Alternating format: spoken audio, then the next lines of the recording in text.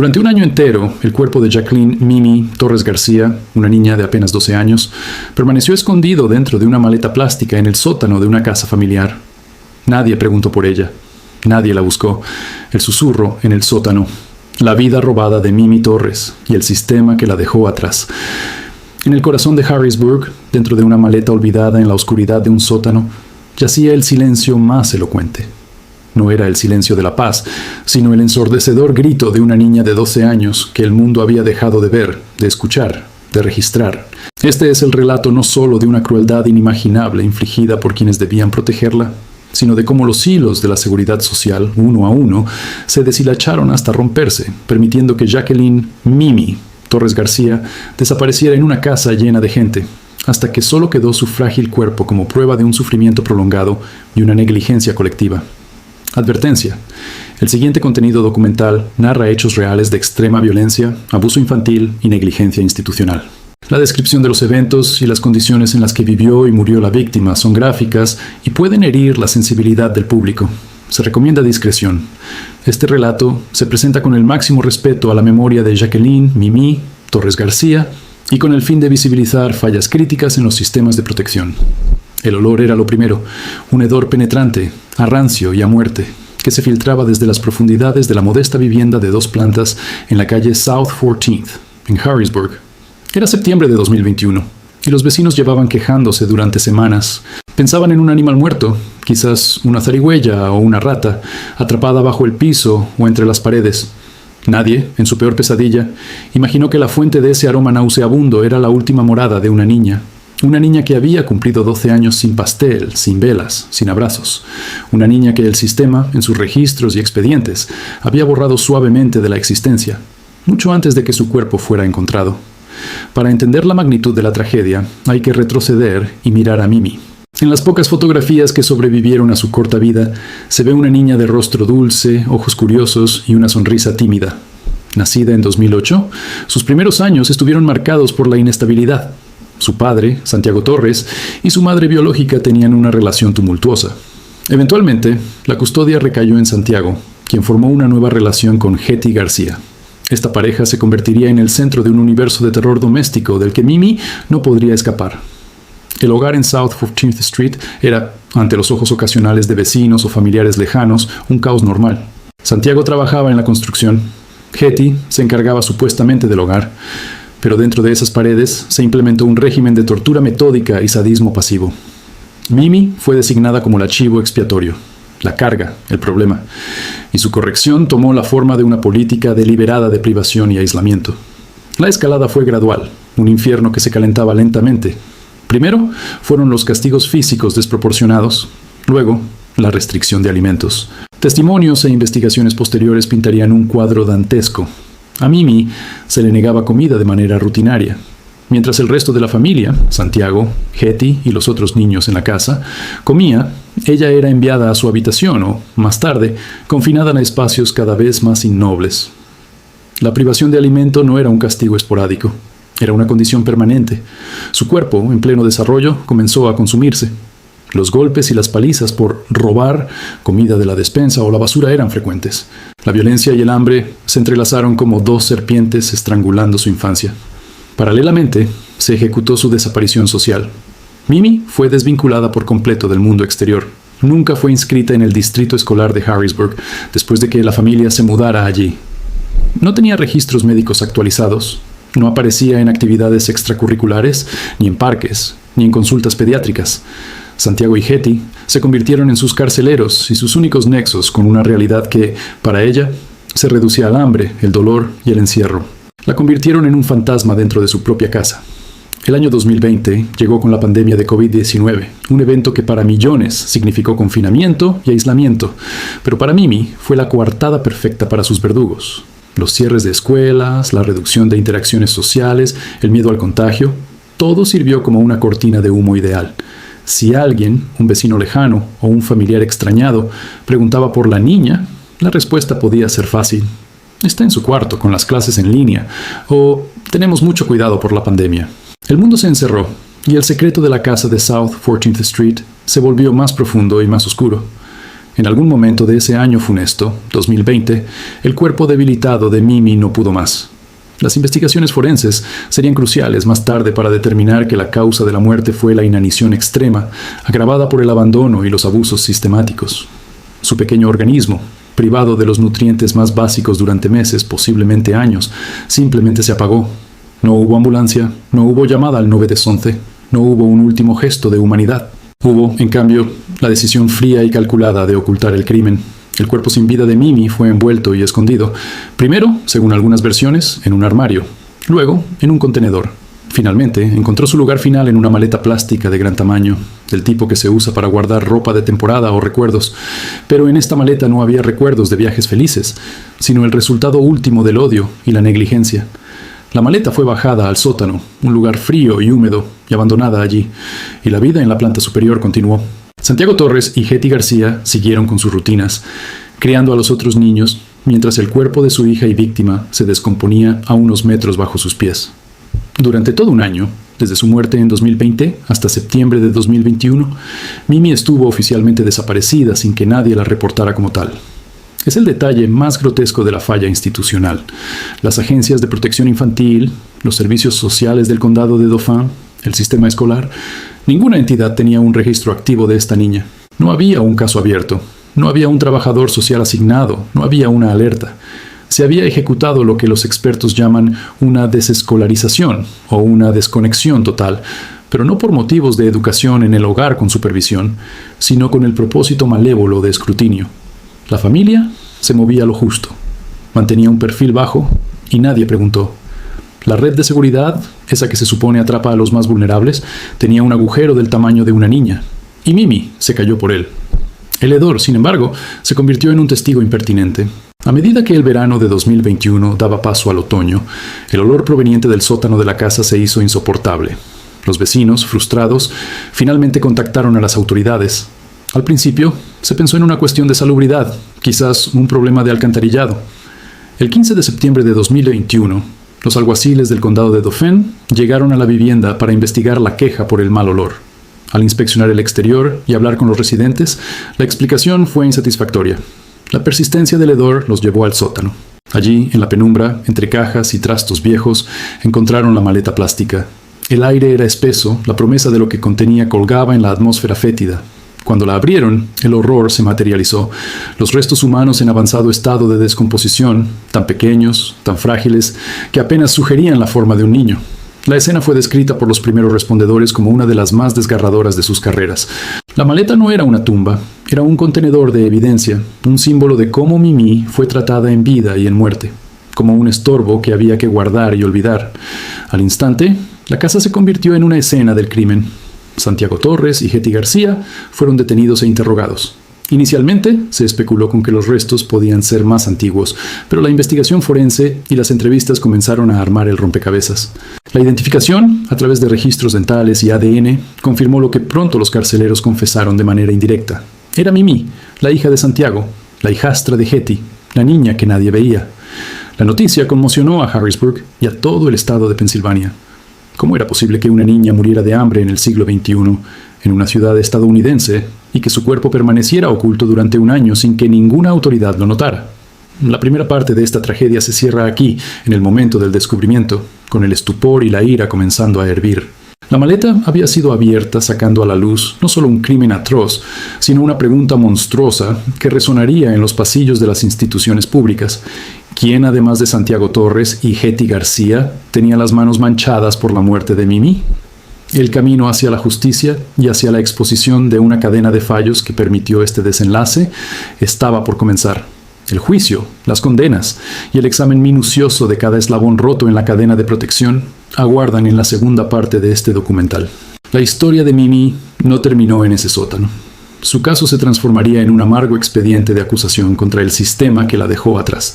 El descubrimiento del cuerpo de Jacqueline, Mimi Torres García en septiembre de 2021 no fue el final de la historia, sino el violento inicio de un proceso que pondría al desnudo no solo la depravación de sus verdugos, sino la frialdad de una burocracia que falló en sus fundamentos más básicos. El hedor del sótano ahora se transformaba en un olor político y social, uno que las autoridades de Harrisburg y del estado de Pensilvania no podían ignorar. La investigación del Departamento de Policía de Harrisburg y la oficina del fiscal del condado de Dauphin se movió con una rapidez inusual, impulsada por la indignación pública y la naturaleza horripilante del crimen. Santiago Torres, de 33 años, y Hetty García, de 32, fueron arrestados y encarcelados sin derecho a fianza. Los cargos iniciales fueron graves: abuso de cadáver, obstrucción a la administración de justicia y poner en peligro el bienestar de un niño. Pero a medida que los forenses del condado trabajaban y los detectives reconstruían pieza por pieza los últimos años de la vida de Mimi, los cargos se elevarían a una categoría que reflejara la verdadera atrocidad. La autopsia fue el testimonio silencioso más elocuente. Los restos, en estado avanzado de descomposición, aún hablaban con claridad devastadora. No hubo hallazgos de una lesión traumática única y mortal.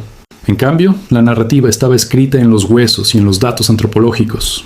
Un retraso severo en el crecimiento, signos de desnutrición crónica y aguda, evidencias de fracturas antiguas curadas de manera deficiente. La causa oficial de la muerte fue determinada como inanición, complicada por el abandono sistemático y los malos tratos. Mimi no murió por un golpe fatal en un arranque de ira. Fue asesinada lentamente, día a día, bocado negado a bocado negado, en un proceso que podría haber durado años. Su muerte fue, en palabras de los fiscales más adelante, un asesinato por política de hambre. Los detectives se sumergieron en el hogar de South 14th Street, entrevistando a los otros niños que vivían allí, familiares extendidos y cualquiera que hubiera tenido contacto con la familia. Un cuadro de terror doméstico y secretos forzados emergió. Los otros menores, traumatizados y temerosos, describieron un régimen en el que Mimi era tratada como una paria. Relataron cómo se le negaba la comida de manera rutinaria, cómo era golpeada, cómo la encerraban durante horas. Contaron que, de repente, ya no estaba. Y se les dijo que no preguntaran, que no dijeran nada. El silencio fue impuesto con amenazas. También surgió que en algún momento después de su muerte, el cuerpo había sido movido dentro de la casa antes de su disposición final en la maleta del sótano, un macabro juego de escondite con los restos de su hija en el que Santiago y Hetty participaron. El caso era tan abrumadoramente horrible que la oficina del fiscal de Dauphin, bajo la dirección del fiscal de distrito Fran Chardo, decidió buscar la máxima pena. En octubre de 2021, los cargos fueron formalmente elevados a asesinato en primer grado, asesinato en tercer grado, conspiración para cometer asesinato, agresión agravada, encarcelamiento falso y poner en peligro el bienestar de un niño. La teoría legal era clara. La privación deliberada y prolongada de alimentos, con la conciencia de que causaría la muerte, constituía una intención homicida. No era negligencia, era una ejecución lenta. Mientras se preparaba el caso penal, una pregunta empezó a resonar con fuerza en la comunidad, en los medios de comunicación y en las oficinas gubernamentales. ¿Dónde estaba el Estado? La presión pública se centró en la Oficina de Servicios para Niños y Jóvenes, CGPUF, del condado de Dauphin y en el sistema escolar de Harrisburg. Pronto se supo que la familia Torres García no era desconocida para los servicios sociales. De hecho, habían habido reportes previos, llamadas de preocupación, pero cada contacto parecía haber sido un punto aislado. Un caso cerrado, sin la profundidad, la persistencia y la coordinación necesarias.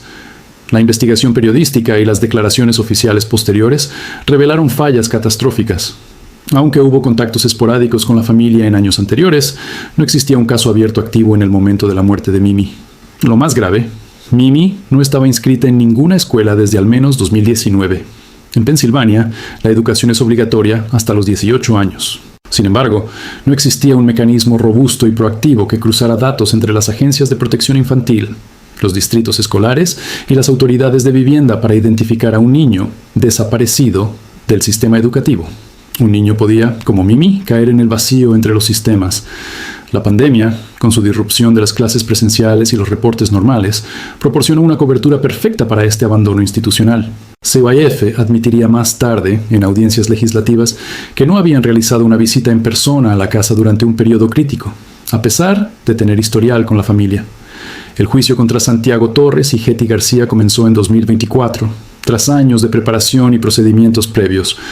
La sala del tribunal se convirtió en el escenario donde el horror se desgranó ante un jurado y un público atónito. Los fiscales, con la fiscal adjunta Katie Adam al frente, presentaron un caso meticuloso y emocionalmente devastador. Mostraron fotografías de la maleta, del sótano, los informes forenses que detallaban la desnutrición. Los otros niños, ahora mayores y en hogares de acogida, testificaron con valentía. sus voces temblorosas describiendo la pesadilla en la que vivieron. Un detective leyó extractos de declaraciones en las que los acusados, aunque no admitieron directamente la inanición, describían cómo Mimi se negaba a comer o tenía problemas de comportamiento, intentando trasladar la culpa a la víctima, incluso desde la tumba. La defensa, con pocas opciones, intentó argumentar que la muerte fue un trágico accidente por negligencia, no un asesinato premeditado. Pero la evidencia de la sistematicidad del abuso era abrumadora. El jurado no tardó mucho en deliberar. En febrero de 2024, ambos fueron declarados culpables de todos los cargos principales, incluido el asesinato en primer grado y la conspiración. La sentencia llegó poco después.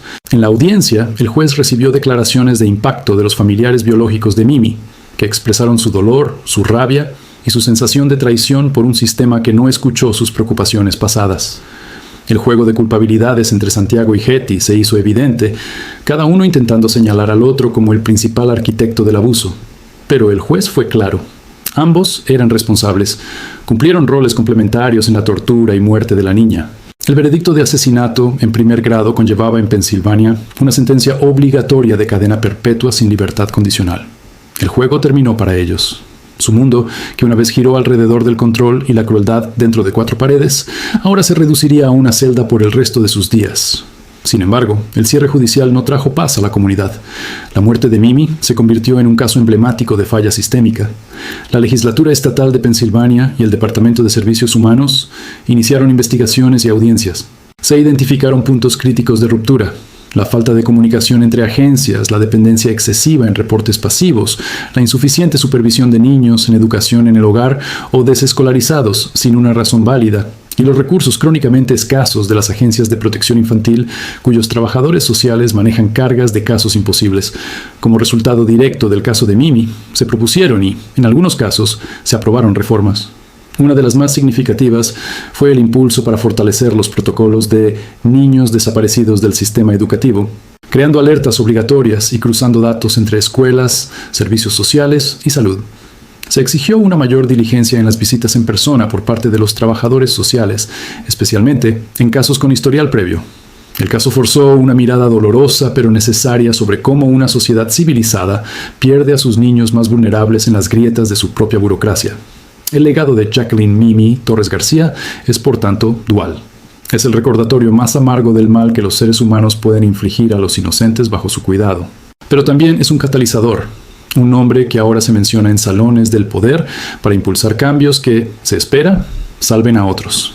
Su vida, truncada con tanta brutalidad, obligó a Pensilvania a confrontar sus demonios administrativos. En un rincón tranquilo de Harrisburg, lejos de la casa del horror en South 14th Street, quizás haya un lugar donde se la recuerde no por cómo murió, sino por la luz que pudo haber sido. Su historia exige que no miremos hacia otro lado, que la molestia de hacer una llamada a la línea de reporte de abuso infantil es nada comparada con el silencio eterno de una maleta en un sótano. El susurro de Mimi desde la oscuridad se ha convertido en un grito que reverbera, una llamada a la acción para que ningún niño vuelva a desaparecer así, ante los ojos de todos. Este ha sido el relato de una de las tragedias más prevenibles y a la vez más reveladoras de los últimos años. La historia de Mimi nos confronta con una verdad incómoda. A veces el monstruo no está solo en la sombra de un sótano, sino en la indiferencia y en la fractura de los sistemas que construimos para proteger a los que no tienen voz. En nuestro canal creemos que dar luz a estos casos no es solo un ejercicio periodístico. Es una forma de mantener viva la memoria de las víctimas y de presionar para que la justicia y la reforma sean reales, no solo palabras en un titular.